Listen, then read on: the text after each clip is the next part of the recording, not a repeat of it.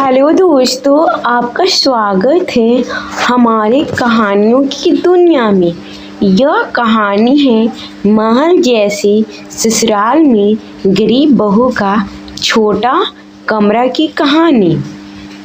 यह कहानी आप लोग लास्ट तक जरूर सुनिएगा। रूपा बचपन से ही एक सीधी सादी और गरीब परिवार की लड़की थी। उसके पिता एक छोटे किसान थे और माँ घर का काम संभालती थी।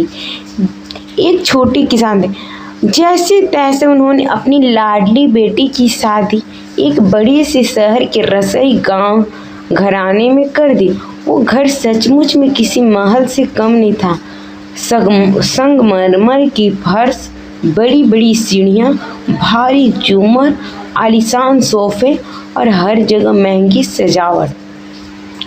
जब रूपा पहली बार अपनी ससुराल आई तो उसके दिल में एक अजीब सी दस्तस और खुशी दोनों थी। शादी के कुछ ही दिन तक सब कुछ बहुत अच्छा चला। सास ससुर और जेठ जेठानी खूब खिलाते पिलाते, महंगे पकवान की महक पूरे घर में बसी रहती।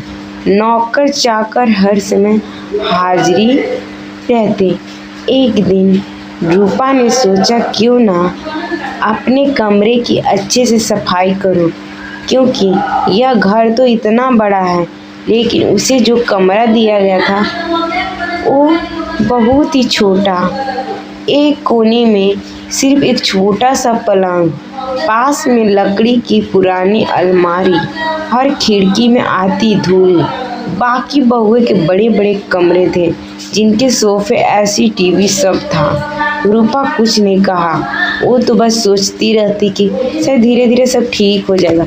लेकिन रात को वो अपने उस छोटे कमरे में सोने जाती तो दीवारों पर चिपकी नमी को देखकर उसका दिल भर आता। उसे अपने मायके के वो दिन याद आ जाते जब वह माँ के पास जाकर रोया करती थी कि उसका घर, उसका छोटा सा कमरा भी कितना प्यारा था, जहाँ कम से कम माँ की गोद तो थी। एक दिन घर में बड़ी दावत थी। पूरा परिवार हॉल में बैठा शानदार खाना खा रहा था। तरह तरह के व्यंजन, मिठाई, ठंडे ड्रिंक। लेकिन रूपा चुपचाप सबको खाना परोसती रहती। जब उसने सोचा कि अब वो भी बैठकर खा लेगी, तभी सास ने कहा, तू बाद में खा लेना, पहले मेहमानों को देख रेख कर। उसका मन बोझ गया। खाना खत्म होने के बाद वो अपने कमरे में आई और अपनी थाली लेकर बैठी। बासी रोटी, थोड़ी सी दाल, वो भी ठंडी। उसने आंसू पीछे और भगवान से प्रार्थना की, हे भगवान, मुझे हिम्मत देना ताकि मैं इस महल जैसे ससुराल को भी अपने छोटे कमरे में खुश रह सकूं। धीरे धीरे वक्त बीतता गया। रूपा ने अपने कमरे को खुद अपने हाथों से सजा और फूलों की माला टांगी, दीवारों पर अपनी माँ की भेजी तस्वीर लगाई।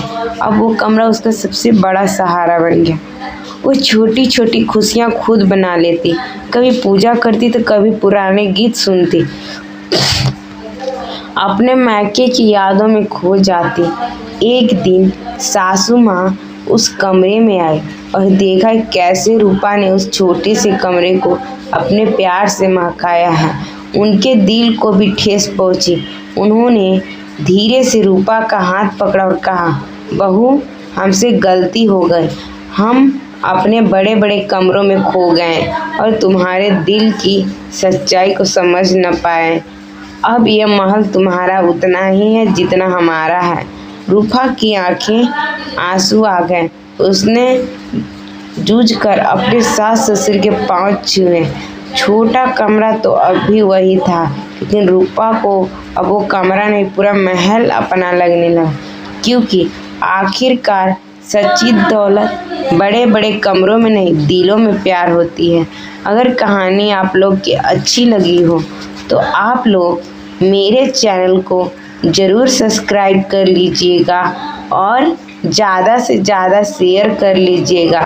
आप लोग के लिए ऐसी ही मज़ेदार कहानियाँ बनाती रहूँगी। धन्यवाद दोस्तों।